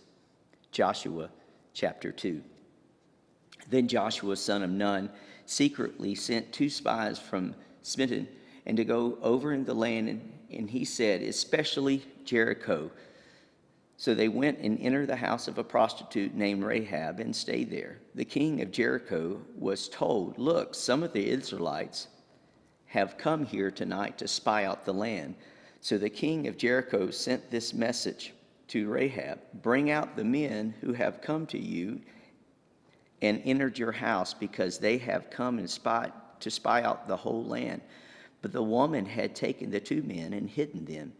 She said, yes, the men came to me, but I did not know where they had come from. At dusk, when it is time to close the city gate, they left. I don't know which way they went. Go after them quickly, that you may catch up with them.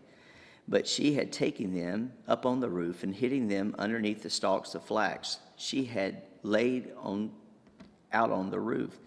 So the men set out in pursuit of the spies on the road that leads to the fords of the Jordan.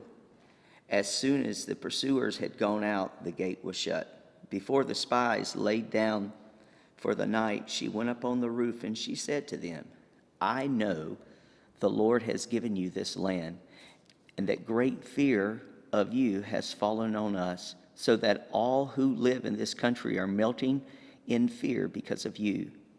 We have heard how the Lord dried up the waters of the Red Sea for you when you came out of Egypt, and what you did to Sihon and Og, the 2 kings of the Amorites east of the Jordan, whom you completely destroyed.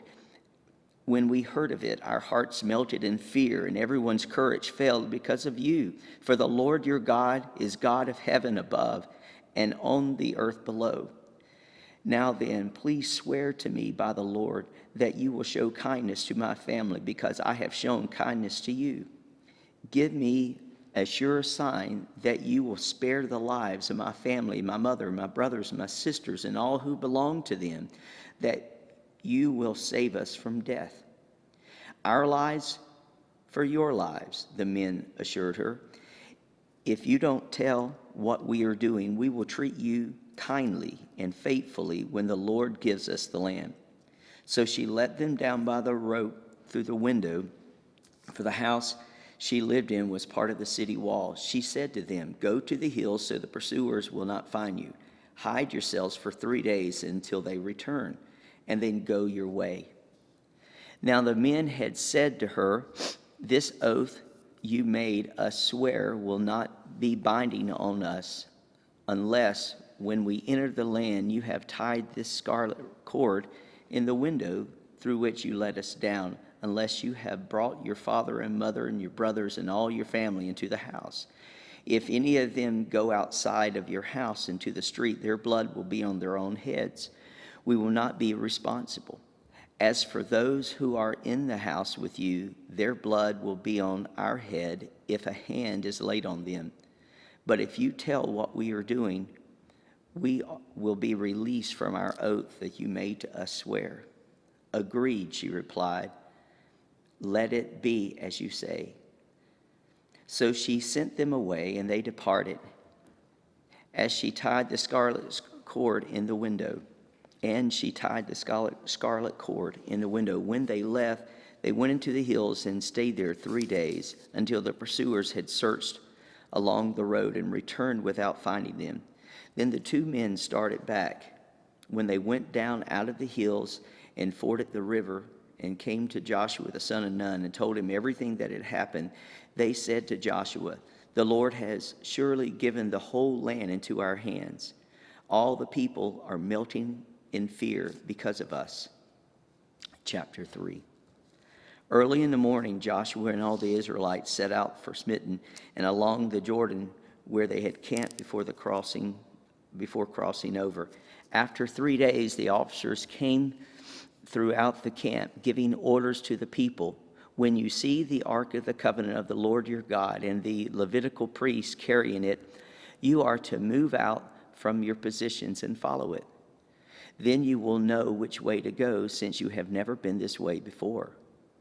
But keep a distance about 2,000 cubits before you and the ark. Do not go near it."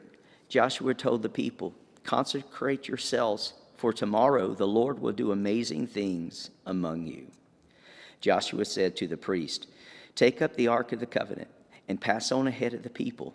So they took it up and they went ahead of them. And the Lord said to Joshua, "Today I will begin to exalt you in the eyes of Israel, so they may know that I am with you as I was with Moses. Tell the people who carry the ark of the covenant, when you reach the edge of the Jordan's river, go stand in the river." Joshua said to the Israelites, "Come here and listen to the words of the Lord your God. This is how you will know that the living God is among you, and that he will certainly drive out before you the Canaanites, the Hittites, the Hivites, Perizzites, the Gergesites, the Amorites, the Jebusites. See, the ark of the covenant of the Lord of all the earth will go into the Jordan ahead of you. Now then, choose 12 men from the tribes of Israel, one from each tribe. And as soon as the priests who are carrying the ark of the Lord and all the earth set foot in the Jordan, its waters flowing downstream will be cut off and stand up in a heap." So when the people broke camp to cross the Jordan, the priests carrying the ark of the covenant went ahead of them. Now the Jordan is at flood stage during harvest. Yet as soon as the priests who carrying the ark reached the Jordan, their feet touched the water's edge. The water from upstream stopped flowing. It piled up into a heap at a great distance away, at a town called Adam in the vicinity of Zarethan, while the water flowing downstream to the sea of Arabah, that is the Dead Sea, and was completely cut off. So the people crossed over opposite of Jericho. The priest who carried the ark of the covenant of the Lord stopped in the middle of the Jordan and stood on dry ground, while all of Israel passed by until the whole nation had completed the crossing on dry ground. Chapter 4. When the whole nation had finished crossing the Jordan, the Lord said to Joshua, "Choose 12 men from among the people, one from each tribe, and tell them to take up 12 stones from the middle of the Jordan, from right where the priests are standing, and carry them over with you and put them down at the place where you stay tonight." So Joshua called together the 12 men he had appointed from all of the Israelites, one from each tribe, and he said to them, "Go over before the ark of the Lord your God in the middle of the Jordan. Each one of you take up a stone on his shoulder, according to the number of the tribes of the Israelites, to serve as a sign among you. In the future, when your children ask you, 'What do these stones mean?'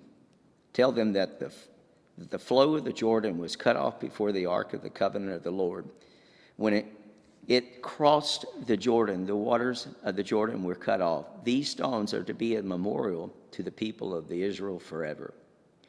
So the Israelites did as Joshua commanded them. They took up 12 stones from the middle of the Jordan, according to the number of the tribes of Israel, as the Lord had told Joshua. And they carried them over with them to their camp, where they put them down. Joshua set up 12 stones that had been in the middle of the Jordan at the spot where the priest had carried the Ark of the Covenant had stood. And they are there to this day. Now the priest who carried the ark remained standing in the middle of the Jordan until everything the Lord had commanded Joshua was done by the people, just as Moses had directed Joshua. The people hurried over, and as soon as all of them had crossed the ark of the Lord, and the priests came on the other side, while the people watched, the men of Reuben, Gad, and half Manasseh crossed over ready for battle in front of the Israelites, as Moses had directed them. About 40,000 armed for battle crossed over before the Lord to the plains of Jericho for war. That day the Lord exalted Joshua in the sight of all Israel, and they stood in awe of him all the days of his life, just as they had stood in awe of Moses. Then the Lord said to Joshua, "Command the priests carrying the ark of the covenant law to come up out of the Jordan." So Joshua commanded the priest, "Come up out of the Jordan." And the priests came up out of the river carrying the ark of the covenant of the Lord. No sooner had they set their feet on dry ground than the waters of the Jordan returned to their place and ran at flood stage as before. On the 10th day of the first month, the people went up from the Jordan and camped at Gilgal on the east border of Jericho. And Joshua set up at Gilgal the 12 stones they had taken out of the Jordan. He said to the Israelites, "In the future, when your descendants ask their parents, 'What do these stones mean?' Tell them, 'Israel crossed the Jordan on dry ground. For the Lord your God dried up the Jordan before you until you had crossed over. The Lord your God did to the Jordan what he had done to the Red Sea when it had dried up before us until we had crossed over. He did this so that all the peoples of the earth might know that the hand of the Lord is powerful, so that you might always fear the Lord your God." Chapter 5.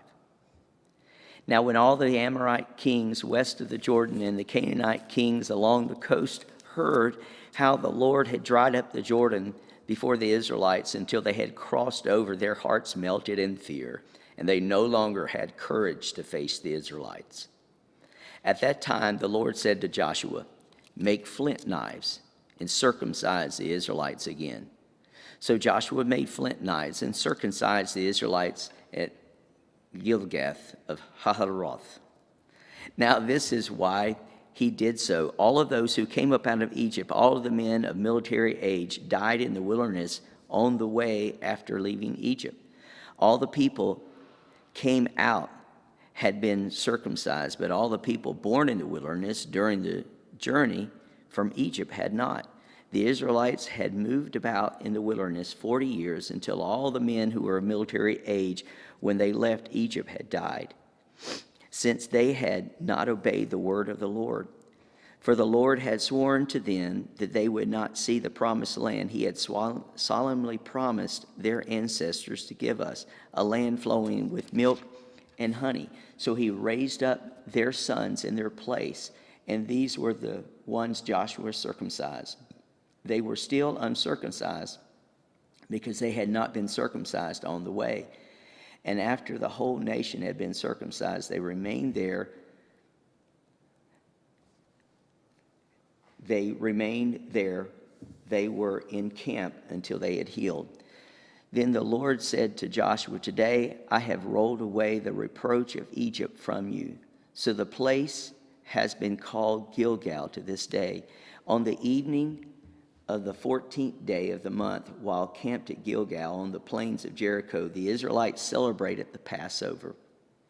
The day after the Passover, that very day, they ate something of the produce of the land, unleavened bread and roasted grain, and manna stopped that day after they ate this food from the land. There was no longer any manna for the Israelites, but that year they ate the produce of Canaan. Now when Joshua was near Jericho, he looked up and saw a man standing in front of him with a drawn sword in his hand. Joshua went up to him and asked, "Are you for us or for our enemies?" "Neither," he replied. "But as the commander of the army of the Lord, I have now come." Then Joshua fell down on the ground in reverence, and he asked, "What message does the Lord have for his servant?" The commander of the Lord's army replied, "Take off your sandals, for the place where you are standing is holy." And Joshua did so. Chapter 6. Now the gates of Jericho were securely barred because of the Israelites. No one went out and no one came in. Then the Lord said to Joshua, "See, I have delivered Jericho into your hands, along with its king and its fighting men. March around the city once with all the armed men. Do this 6 days. Have 7 priests carry trumpets of ram's horns in front of the ark. On the 7th day, march around the city 7 times with a priest blowing the trumpets. When you hear them sound a long blast of the trumpets, have the whole army give a loud shout. Then the wall of the city will collapse and the army will go up, everyone straight in." So Joshua the son of Nun called the priest and said to them, "Take up the ark of the covenant of the Lord and have 7 priests carry trumpets in front of it." And he ordered the army, "Advance, march around the city with an armed guard going ahead of you of the ark of the Lord." When Joshua had spoken to the people, 7 priests carrying the 7 trumpets before the Lord went forward, blowing the trumpets, and the ark of the Lord of the covenant following them. The armed guards marched ahead of the priest who blew the trumpets, and the rear guard followed the ark. All this time the trumpets were sounding, but Joshua had commanded the army, "Do not give a war cry. Do not raise your voices. Do not say a word until the day I tell you to shout. Then shout." So he had the ark of the Lord carried around the city, circling it once. Then the army returned to the camp and spent the night there. Joshua got up early the next morning, and the priests took up the ark of the Lord. The servant of the priest carrying the 7 trumpets went forward, marching before the ark of the Lord and blowing the trumpets. The armed men went ahead of them, and the rear guard following the ark of the Lord, while the trumpets were kept sounding. So on the 2nd day, they marched around the city once and returned to the camp. They did this for 6 days. On the 7th day, they got up at daybreak, and they marched around the city 7 times in the same manner, except on that day they circled the city 7 times. The 7th time around, when the priest sounded the trumpet's blast, Joshua commanded the army, "Shout, for the Lord has given you the city. This city and all of it are to be devoted to the Lord. Only Rahab the prostitute and all who are with her in her house shall be spared, because she hid the spies we sent. But keep away from the devoted things, so that you will not bring about your own destruction by taking any of them. Otherwise, you will make camp of the Israelites liable to destruction and bring trouble on it. All the silver and gold and the articles of bronze and irons are sacred to the Lord and must go into his treasury." When the trumpets sounded, the army shouted, and they sounded, and the sound of the trumpet, when the men gave a loud shout, the wall collapsed. So everyone charged in, and they took the city. They devoted the city to the Lord and the destruction with the sword, every living thing in it, the men and women, young and old, cattle, sheep, and donkeys. Joshua said to the 2 men who had spied out the city, "Go into the prostitute's house and bring her out, and all who belong to her in accordance with your oath to her." So the young men who had done the spying went in and brought out Rahab, her father and mother, her brothers, her sisters, and all that belonged to her. They brought out her entire family and put them in the place outside the camp of Israel. Then they burned the whole city and everything in it, but they put the silver and the gold and the articles of bronze and iron into the treasury of the Lord's house. But Joshua spared Rahab the prostitute and her family and all who belonged to her, because she hid the men Joshua had sent the spies to Jericho. She lives among the Israelites to this day. At that time, Joshua pronounced this solemn oath: "Cursed before the Lord is the one who undertakes to rebuild the city of Jericho. At the cost of his firstborn son, he will lay its foundations. At the cost of his youngest, he will set up its gates." So the Lord was with Joshua, and his fame spread throughout all the land.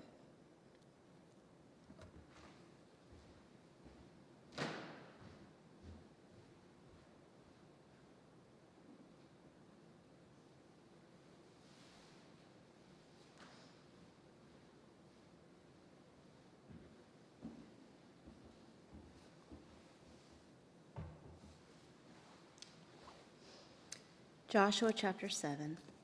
But the Israelites were unfaithful in regard to the devoted things. Achan son of Carmi, the son of Zimri, the son of Zerah, of the tribe of Judah, took some of them. So the Lord's anger burned against Israel. Now Joshua sent men from Jericho to Ai, which is near Beth-aven, to the east of Bethel, and told them, "Go up and spy out the region." So the men went up and spied out Ai. When they returned to Joshua, they said, "Not all the army will have to go up against Ai. Send 2,000 or 3,000 men to take it, and do not weary the whole army, for only a few people live there." So about 3,000 went up, but they were routed by the men of Ai, who killed about 36 of them. They chased the Israelites from the city gate as far as the stone quarries, and struck them down on the slopes. At this, the hearts of the people melted in fear and became like water.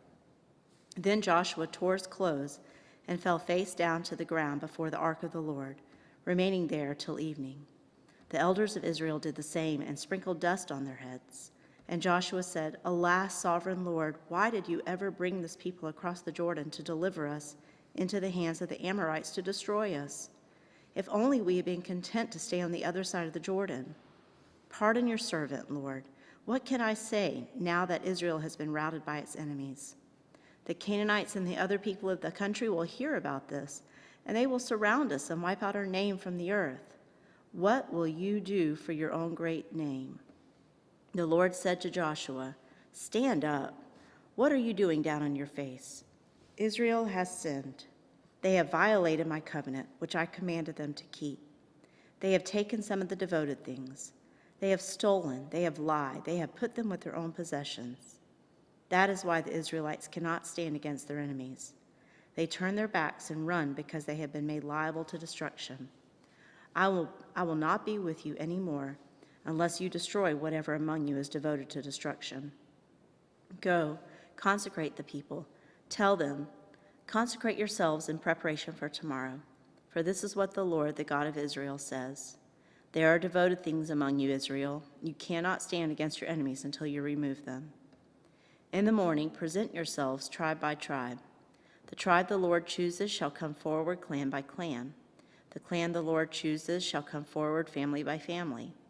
And the family the Lord chooses shall come forward man by man. Whoever is caught with the devoted things shall be destroyed by fire, along with all that belongs to him. He has violated the covenant of the Lord and has done an outrageous thing in Israel. Early the next morning, Joshua had Israel come forward by tribes, and Judah was chosen. The clans of Judah came forward, and the Zerahites were chosen. He had the clan of the Zerahites come forward by families, and Zimri was chosen. Joshua had his family come forward, man by man, and Achan son of Carmi, the son of Zimri, the son of Zerah of the tribe of Judah, was chosen. Then Joshua said to Achan, "My son, give glory to the Lord, the God of Israel, and honor him. Tell me what you have done. Do not hide it from me." Achan replied, "It is true. I have sinned against the Lord, the God of Israel. This is what I have done. When I saw in the plunder a beautiful robe from Babylonia, 200 shekels of silver, and a bar of gold weighing 50 shekels, I coveted them and took them. They are hidden in the ground inside my tent, with the silver underneath." So Joshua sent messengers, and they ran to the tent, and there it was, hidden in his tent with the silver underneath. They took the things from the tent, brought them to Joshua and all the Israelites, and spread them out before the Lord. Then Joshua, together with all Israel, took Achan son of Zerah, the silver, the robe, the gold bar, his sons and daughters, his cattle, donkeys, and sheep, his tent and all that he had, to the valley of Achor. Joshua said, "Why have you brought this trouble on us? The Lord will bring trouble on you today." Then all Israel stoned him, and after they had stoned the rest, they burned them. Over Achan they heaped up a large pile of rocks, which remains to this day. Then the Lord turned from his fierce anger. Therefore that place has been called the Valley of Achor ever since. Joshua 8. Then the Lord said to Joshua, "Do not be afraid, do not be discouraged. Take the whole army with you and go up and attack Ai. For I have delivered into your hands the king of Ai, his people, his city, and his land. You shall do to Ai and its king as you did to Jericho and its king, except that you may carry off their plunder and livestock for yourselves. Set an ambush behind the city." So Joshua and the whole army moved out to attack Ai. He chose 30,000 of his best fighting men and sent them out at night with these orders. "Listen carefully. You are to set an ambush behind the city. Don't go very far from it. All of you be on the alert. I and all those with me will advance on the city, and when the men come out against us, as they did before, we will flee from them. They will pursue us until we have lured them away from the city, for they will say, 'They are running away from us as they did before.' So when we flee from them, you are to rise up from ambush and take the city. The Lord your God will give it into your hand. When you have taken the city, set it on fire. Do what the Lord has commanded. See to it you have my orders." Then Joshua sent them off, and they went to the place of ambush and lay in wait between Bethel and Ai to the west of Ai. But Joshua spent that night with the people. Early the next morning, Joshua mustered his army, and he and the leaders of Israel marched before them to Ai. The entire force that was with him marched up and approached the city and arrived in front of it. They set up a camp north of Ai, with the valley between them and the city. Joshua had taken about 5,000 men and set them in ambush between Bethel and Ai, to the west of the city. So the soldiers took up their positions, with the main camp to the north of the city and the ambush to the west of it. That night Joshua went into the valley. When the king of Ai saw this, he and all the men of the city hurried out early in the morning to meet Israel in battle at a certain place overlooking the Arabah. But he did not know that an ambush had been set against him behind the city. Joshua and all Israel let themselves be driven back before them, and they fled toward the wilderness. All the men of Ai were called to pursue them, and when they pursued Joshua and were lured away from the city, not a man remained in Ai or Bethel who did not go after Israel. They left the city open and went in pursuit of Israel. Then the Lord said to Joshua, "Hold out toward Ai the javelin that is in your hand, for into your hand I will deliver the city." So Joshua held out toward the city the javelin that was in his hand. As soon as he did this, the men in the ambush rose quickly from their position and rushed forward. They entered the city and captured it and quickly set it on fire. The men of Ai looked back and saw the smoke of the city rising up into the sky, but they had no chance to escape in any direction. The Israelites who had been fleeing toward the wilderness had turned back against their pursuers. For when Joshua and all Israel saw that the ambush had taken the city and that smoke was going up from it, they turned around and attacked the men of Ai. Those in the ambush also came out of the city against them, so they were caught in the middle, with Israelites on both sides. Israel cut them down, leaving them neither survivors nor fugitives. But they took the king of Ai alive and brought him to Joshua. When Israel had finished killing all the men of Ai in the fields and in the wilderness where they had chased them, and when every one of them had been put to the sword, all the Israelites returned to Ai and killed those who were in it. 12,000 men and women fell that day, all the people of Ai. For Joshua did not draw back the hand that held out his javelin until he had destroyed all who lived in Ai. But Israel did carry off for themselves the livestock and plunder of the city as the Lord had instructed Joshua. So Joshua burned Ai and made it a permanent heap of ruins, a desolate place to this day. He impaled the body of the king of Ai on a pole and left it there until evening. At sunset, Joshua ordered them to take the body from the pole and throw it down at the entrance of the city gate. And they raised a large pile of rocks over it, which remains to this day. Then Joshua built on Mount Ebal an altar to the Lord, the God of Israel, as Moses, the servant of the Lord, had commanded the Israelites. He built it according to what is written in the book of the law of Moses, an altar of uncut stones on which no iron tool had been used. On it they offered to the Lord burnt offerings and sacrificed fellowship offerings. There, in the presence of the Israelites, Joshua wrote on stones a copy of the law of Moses. All the Israelites, with their elders, officials, and judges, were standing on both sides of the Ark of the Covenant of the Lord, facing the Levitical priests who carried it. Both the foreigners living among them and the native-born were there. Half the people stood in front of Mount Gerizim and half of them in front of Mount Ebal, as Moses, the servant of the Lord, had formerly commanded when he gave instructions to bless the people of Israel. Afterward, Joshua read the words of the law, the blessings and the curses, just as it is written in the book of the law. There was not a word of all that Moses had commanded that Joshua did not read to the whole assembly of Israel, including the women and children and the foreigners who lived among them. Chapter 9. When all the kings west of the Jordan heard about these things, the kings in the hill country and the western foothills and along the entire coast of the Mediterranean Sea, as far as Lebanon, the kings of the Hittites, Amorites, Canaanites, Perizzites, Hivites, and Jebusites, they came together to wage war against Joshua and Israel. However, when the people of Gibeon heard what Joshua had done to Jericho and Ai, they resorted to a ruse. They went as a delegation whose donkeys were loaded with worn-out sacks and old wineskins, cracked and mended. They put worn and patched sandals on their feet and wore old clothes. All the bread of their food supply was dry and moldy. Then they went to Joshua in the camp at Gilgal and said to him and the Israelites, "We have come from a distant country. Make a treaty with us." But the Israelites said to the Hivites, "But perhaps you live near us, so how can we make a treaty with you?" "We are your servants," they said to Joshua. But Joshua asked, "Who are you and where do you come from?" They answered, "Your servants have come from a very distant country because of the fame of the Lord your God. For we have heard reports of him, all that he did in Egypt and all that he did to the 2 kings of the Amorites east of the Jordan, Sihon king of Heshbon and Og king of Bashan, who reigned in Ashtaroth. And our elders and all those living in our country said to us, 'Take provisions for your journey. Go and meet them and say to them, "We are your servants. Make a treaty with us." This bread of ours was warm when we packed it at home on the day we left to come to you. But now see how dry and moldy it is.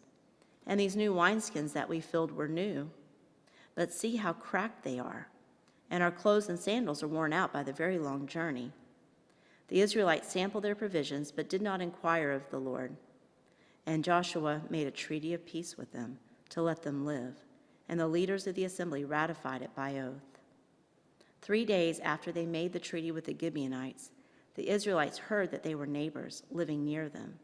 So the Israelites set out on the 3rd day to their cities, Gibeon, Kephirah, Beeroth, and Kiriath Jearim.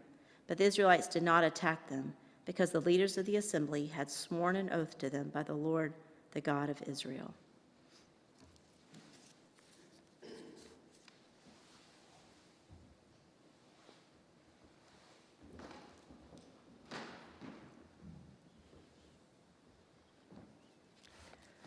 Joshua chapter 10. Now Adonizedek, king of Jerusalem, heard that Joshua had taken Ai and totally destroyed it, doing to Ai and its king as he had done to Jericho and its king, and that the people of Gibeon had made a treaty of peace with Israel and had become their allies. He and his people were very much alarmed at this, because Gibeon was an important city, like one of the royal cities. It was larger than Ai, and all its men were good fighters. So Adonizedek, king of Jerusalem, appealed to Hoam, king of Hebron, Piram, king of Jarmuth, Japhia, king of Lachish, and Deber, king of Eglon. "Come up and help me attack Gibeon," he said, "because it has made peace with Joshua and the Israelites." Then the 5 kings of the Amorites, the kings of Jerusalem, Hebron, Jarmuth, Lachish, and Eglon, joined forces. They moved up with all their troops and took up positions against Gibeon and attacked it. The Gibeonites then sent word to Joshua in the camp of Gilgal, "Do not abandon your servants. Come up to us quickly and save us. Help us, because all the Amorite kings from the hill country have joined forces against us." So Joshua marched up from Gilgal with his entire army, including all the best fighting men. The Lord said to Joshua, "Do not be afraid of them. I have given them into your hand. Not one of them will be able to withstand you." After an all-night march from Gilgal, Joshua took them by surprise. The Lord threw them into confusion before Israel, so Joshua and the Israelites defeated them completely at Gibeon. Israel pursued them along the road going up to Beth Horon and cut them down all the way to Azekah and Makkedah.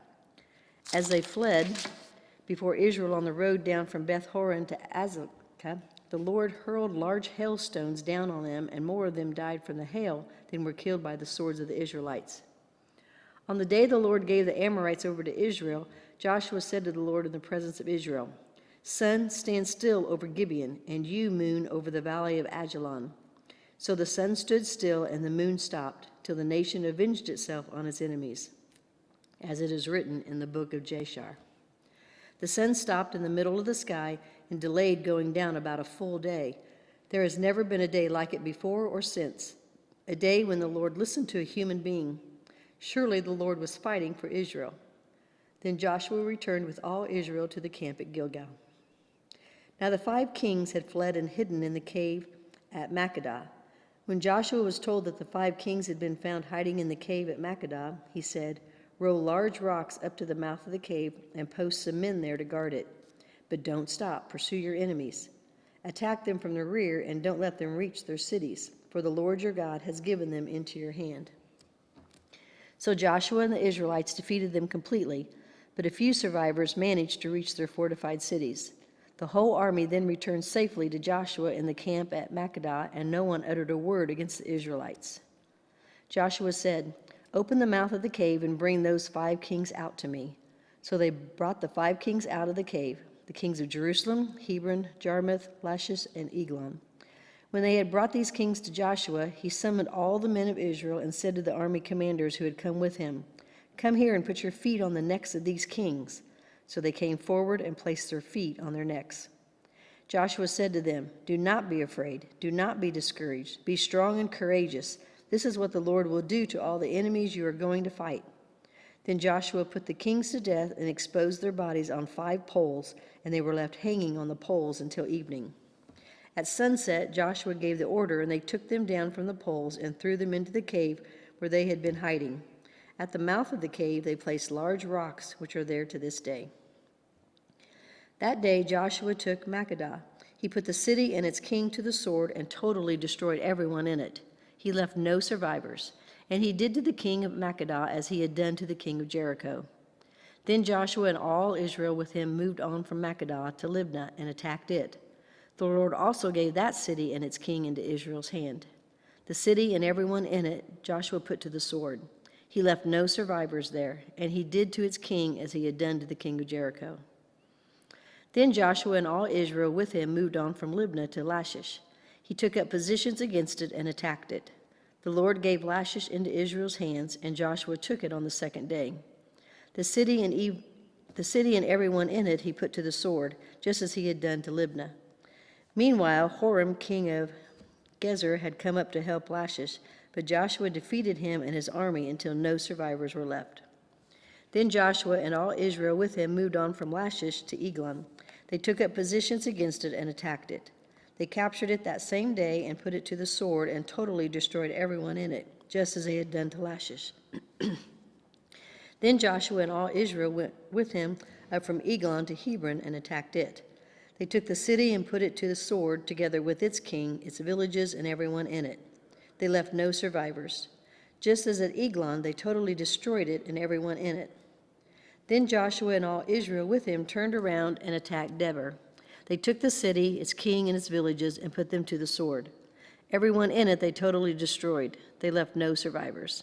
They did to Debir and its king as they had done to Libnah and its king and to Hebron.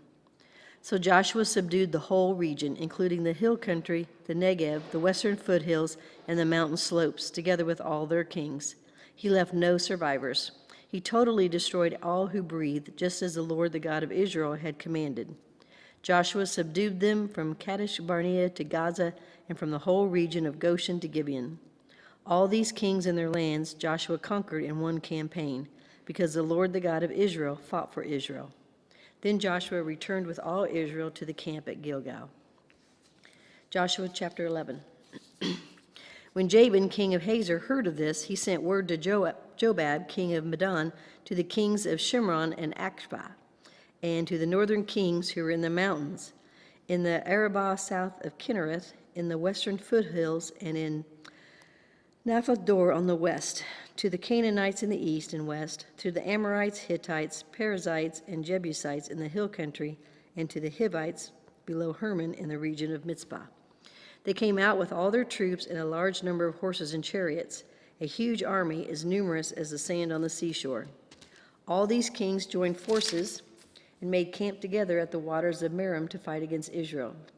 The Lord said to Joshua, "Do not be afraid of them, because by this time tomorrow I will hand all of them slain over to Israel. You are to hamstring their horses and burn their chariots." So Joshua and his whole army came against them suddenly at the waters of Merom and attacked them, and the Lord gave them into the hand of Israel. They defeated them and pursued them all the way to the greater Sidon, to Mizrephoth Maim, and to the valley of Mizpah on the east, until no survivors were left. Joshua did to them as the Lord had directed. He hamstrung their horses and burned their chariots. At that time Joshua turned back and captured Hazor and put its king to the sword. Hazor had been the head of all these kingdoms. Everyone in it they put to the sword. They totally destroyed them, not sparing anyone that breathed, and he burned Hazor itself. Joshua took all these royal cities and their kings and put them to the sword. He totally destroyed them, as Moses the servant of the Lord had commanded. Yet Israel did not burn any of the cities built on their mounds, except Hazor, which Joshua burned. The Israelites carried off for themselves all the plunder and livestock of these cities, but all the people they put to the sword until they completely destroyed them, not sparing anyone that breathed. As the Lord commanded his servant Moses, so Moses commanded Joshua, and Joshua did it. He left nothing undone of all that the Lord commanded Moses.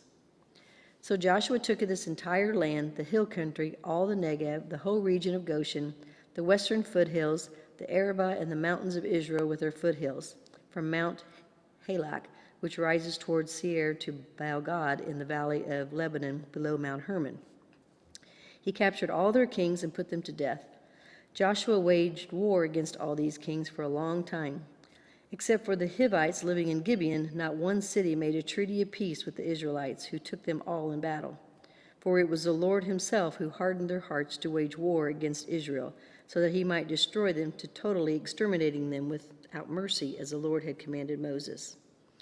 At that time Joshua went and destroyed the Anakites from the hill country, from Hebron, Debir, and Anab, from all the hill country of Judah, and from all the hill country of Israel. Joshua totally destroyed them in their towns. No Anakites were left in Israelite territory, only in Gaza. Gath and Ashdod did any survive. So Joshua took the entire land, just as the Lord had directed Moses, and he gave it as an inheritance to Israel according to their tribal divisions. Then the land had rest from war. Joshua chapter 12. These are the kings of the land whom the Israelites had defeated and whose territory they took over east of the Jordan, from the Arnon Gorge to Mount Hermon, including all the eastern side of the Arabah. Sihon, king of the Amorites, who reigned in Heshbon. He ruled from Aurora on the rim of the Arnon Gorge, from the middle of the gorge to the Jabbok River, which is the border of the Ammonites. This included half of Gilead. He also ruled over the eastern Arabah from the Sea of Galilee to the Sea of the Arabah, that is, the Dead Sea, to Beth Jeshimoth, and then southward below the slopes of Pisgah. In the territory of Og, king of Bashan, one of the last of the Rephaites who reigned in Ashtaroth and Edrei. He ruled over Mount Hermah, Salikah, all of Bashan to the border of the people of Geshur, and Maacah, and half of Gilead to the border of Sihon, king of Heshbon. Moses, the servant of the Lord, and the Israelites conquered them. And Moses, the servant of the Lord, gave their land to the Reubenites, the Gadites, and the half-tribe of Manasseh to be their possession. Here is a list of the kings of the land that Joshua and the Israelites conquered on the west side of the Jordan, from Baal-Gad in the valley of Lebanon to Mount Helek, which rises towards Seir. Joshua gave their lands as an inheritance to the tribes of Israel according to their tribal divisions. The lands included the hill country, the western foothills, the Arabah, the mountain slopes, the wilderness, and the Negev. These were the lands of the Hittites, Amorites, Canaanites, Perizzites, Hivites, and Jebusites. These were the kings. The king of Jericho,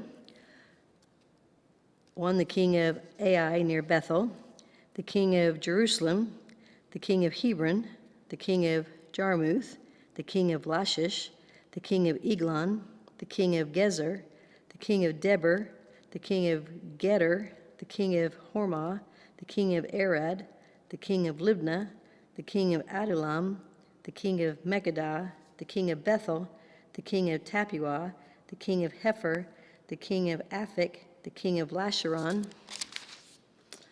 the king of Madon, the king of Hazar, the king of Shimron, Meron, the king of Akshaph, the king of Tanakh, the king of Megiddo, the king of Kedesh, the king of Jokneam in Carmel, the king of Dor in Naphath Dor, the king of Goim in Gilgal, the king of Tirzah, 31 kings in all. Joshua chapter 13. When Joshua had grown old, the Lord said to him, "You are now very old, and there are still very large areas of land to be taken over. This is the land that remains, all the regions of the Philistines and the Geshurites, from the Shihor River on the east of Egypt to the territory of Ekron on the north, all of it counted as Canaanite, though held by the 5 Philistine rulers in Gaza, Ashdod, Ashkelon, Gath, and Ekron. The territory of the Avites on the south, all the land of the Canaanites from Ara of the Sidonians as far as Aphek and the border of the Amorites, the area of Byblos and all Lebanon to the east, from Baal-Gad below Mount Hermon to Lebo Hamath. As for all the inhabitants of the mountain regions from Lebanon to Misrephoth Maim, that is all the Sidonians, I myself will drive them out before the Israelites. Be sure to allocate this land to Israel for an inheritance, as I have instructed you, and divide it as an inheritance among the 9 tribes and half of the tribe of Manasseh. The other half of Manasseh, the Reubenites and the Gadites, had received the inheritance that Moses had given them east of the Jordan, as he, the servant of the Lord, had assigned it to them. It extended from Aroer on the rim of the Arnon Gorge, and from the town in the middle of the gorge, and included the whole plateau of Medeba as far as Dibon, and all the towns of Sihon, king of the Amorites, who ruled in Heshbon, out to the border of the Ammonites. It also included Gilead, the territory of the people of Geshur, and Maacah, all of Mount Hermon, and all of Bashan as far as Salikah. That is the whole kingdom of Og and Bashan, who had reigned in Ashtaroth and Edrei. He was the last of the Rephaites. Moses had defeated them and taken over their land, but the Israelites did not drive out the people of Geshur and Maacah, so they continued to live among the Israelites to this day. But to the tribe of Levi he gave no inheritance, since the food offerings presented to the Lord, the God of Israel, are their inheritance, as he promised them. This is what Moses had given to the tribe of Reuben, according to its clans. The territory from Aroer on the rim of the Arnon Gorge, and from the town in the middle of the gorge, and the whole plateau past Medeba to Heshbon and all its towns on the plateau, including Dibon, Bamoth, Beth Baal Meon, Jehaz, Kedemoth, Mephath, Kiriathaim, Sibmah, Zareshar on the hill in the valley, Beth Peor, the slopes of Pisgah, and Beth Jeshimoth, all the towns on the plateau, and the entire realm of Sihon, king of the Amorites, who ruled at Heshbon. Moses had defeated him and the Midianite chiefs, Evi, Rechem, Zur, Hur, and Reba, princes allied with Sihon, who lived in that country. In addition to those slain in battle, the Israelites had put to the sword Balaam son of Beor, who practiced divination. The boundary of the Reubenites was the bank of the Jordan. These towns and their villages were the inheritance of the Reubenites according to their clans. This is what Moses had given to the tribe of Gad according to its clans. The territory of Jazer, all the towns of Gilead, and half the Ammonite country as far as Aror near Rabbah, and from Heshbon to Ramoth, Mitzpah, and Betonim, and from Mahanaim to the territory of Debir, and in the valley, Beth Haram, Beth Nimrah, Succoth, and Zaphon, with the rest of the realm of Sihon, king of Heshbon, the east side of the Jordan, the territory up to the end of the Sea of Galilee. These towns and their villages were the inheritance of the Gadites according to their clans.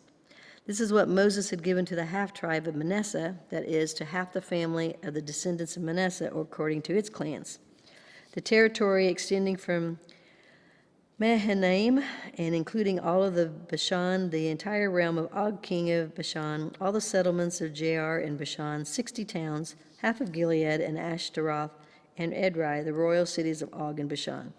This was for the descendants of Machir, son of Manasseh, for half the sons of Machir according to their clans. This is the inheritance Moses had given when he was in the plains of Moab across the Jordan east of Jericho. But to the tribe of Levi, Moses had given no inheritance. The Lord, the God of Israel, is their inheritance as he promised them. Joshua chapter 14. Now these are the areas the Israelites received as an inheritance in the land of Canaan, which Eleazar the priest, Joshua son of Nun, and the heads of the tribal clans of Israel allotted to them. Their inheritances were assigned by lot to the 9.5 tribes, as the Lord had commanded through Moses. Moses had granted the 2.5 tribes their inheritance east of the Jordan, but had not granted the Levites an inheritance among the rest, for Joseph's descendants had become 2 tribes, Manasseh and Ephraim.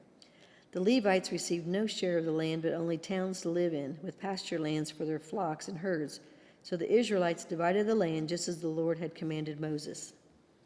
Now the people of Judah approached Joshua at Gilgal, and Caleb, son of Jephunneh, the Kenizzite, said to him, "You know what the Lord said to Moses, the man of God, at Kadesh Barnea about you and me. I was 40 years old when Moses, the servant of the Lord, sent me from Kadesh Barnea to explore the land, and I brought him back a report according to my convictions. But my fellow Israelites who went up with me made the hearts of the people melt in fear. I, however, followed the Lord my God wholeheartedly. So on that day Moses swore to me, 'The land on which your feet have walked will be your inheritance, and that of your children forever, because you have followed the Lord my God wholeheartedly.' Now then, just as the Lord promised, he has kept me alive for 45 years since the time he said this to Moses, while Israel moved about in the wilderness. So here I am today, 85 years old. I am still as strong today as the day Moses sent me out. I'm just as vigorous to go out to battle now as I was then. Now give me this hill country that the Lord promised me that day. You yourself heard then that the Anakites were there and their cities were large and fortified, but the Lord helping me, I will drive them out just as he said." Then Joshua blessed Caleb, son of Jephunneh, and gave him Hebron as his inheritance. So Hebron has belonged to Caleb, son of Jephunneh, the Kenizzite, ever since, because he followed the Lord, the God of Israel, wholeheartedly. Hebron used to be called Kiriath Arba, after Arba, who was the greatest man among the Anakites. Then the land had rest from war.